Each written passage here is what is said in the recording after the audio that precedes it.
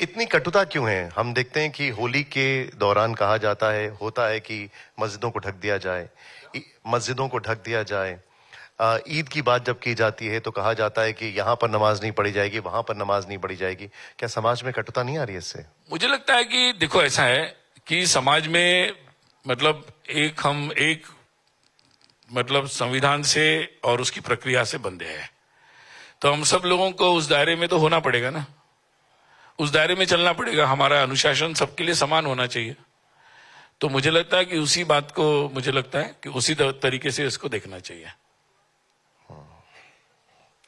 संविधान कहता है कि भारत जो है वो धर्मनिरपेक्ष है, पंथ निरपेक्ष है।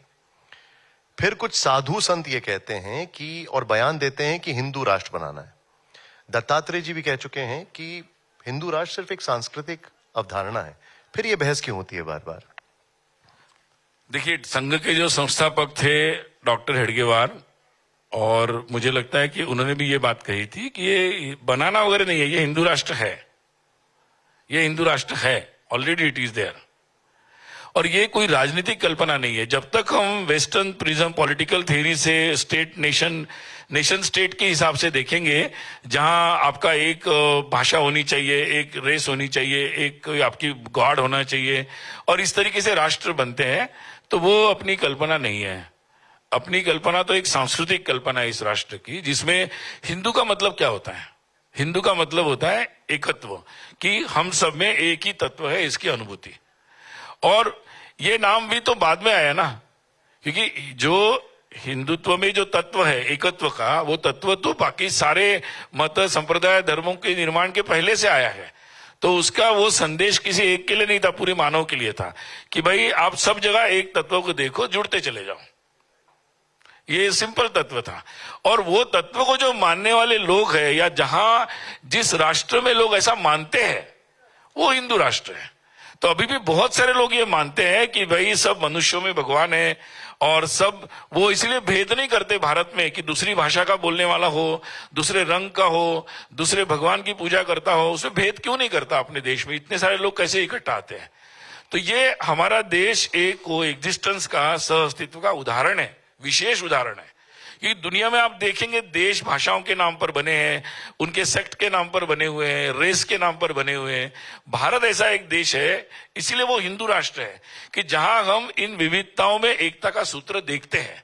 इसलिए केरल में कोई मलयालम बोल रहा है, वो वेश कौन सा पहन रहा है, उससे कोई फर्क नहीं पड़ता हमें। वो हम उसको आज से नहीं, 47 से नहीं, हजारों वर्षों से एक ही मानते आए हैं। ये जो विशेषता हमारे पास है, हमारे पूर्वजों की अभ्यास से, एक दिन में किसी को चमत्कार नहीं आया, हजारों वर्ष लोगों ने साधना से इसका अभ्यास किया, और हमने अपनी जीने की ये पद्धति बनाई।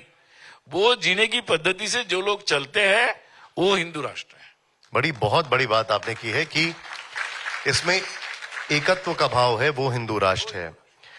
लोग, कुछ नेता खान पान पर भी बयान दे रहे हैं, बोल रहे हैं सेवई मत खाओ, गुजिया खाओ, सेवई खाओगे तो गुजिया भी खाओगे।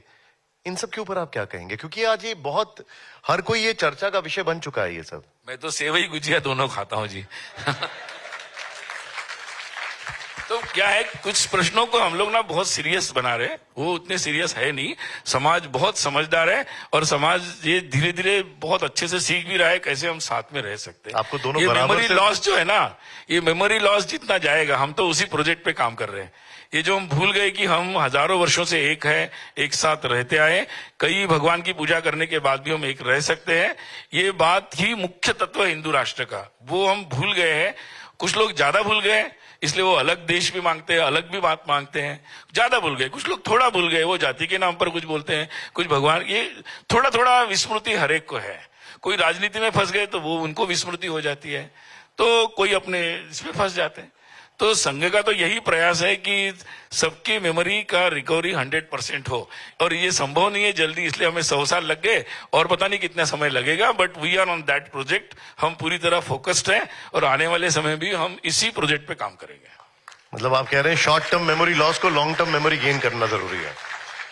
पंडित धीरेन्द्र शास्त्री वो कहते हैं कि हिंदू राष्ट्र की शुरुआत हिंदू शहर, हिंदू गली, हिंदू मोहल्ले से होगी। वो अपील कर रहे हैं कि सभी हिंदुओं को कट्टर होना चाहिए। हिंदू कट्टर हो सकता है? शायद यहाँ आ रहे हैं ना जी, आप उन्हीं से पूछ लेना। नहीं, लेकिन क्या क्या हिंदू कट्टर हो सकता है? मुझे लगता है मैंने बहुत सारी बातें बोल दी और हिंदू का मतलब ही होता है कि समानता के सूत्र ढूंढते जाना। देखिए ये प्रश्न इसलिए उत्पन्न हो रहे हैं समाज में क्योंकि हमारा देश जो है जिसने कुछ हजार साल तक विदेशी आक्रांताओं को ऐसे देखा जिन्होंने हमारी हर बात को नष्ट करने का काम किया। हमारे विश्वविद्यालय नालंदा जैसे नष्ट कर दिए, हमारे गुरुकुल नष्ट कर दिए, हमारी पूजा पद्धतियों को नष्ट किया, हमारे लोगों के मत परिवर्तन कर दिए। बहुत सारी लोगों ने देखा। फिर हमारे देश ने 47 में अपने देश के विभाजन को देखा। बहुत सारी बातें हमारे देश के लोगों ने देखी है, अनुभव किया है। तो मुझे लगता है कि उसकी बहुत सारी कटु स्मृतियां भी है। तो उन कटु स्मृतियों के परिणाम भी रहते हैं, समाज पर होने भी चाहिए।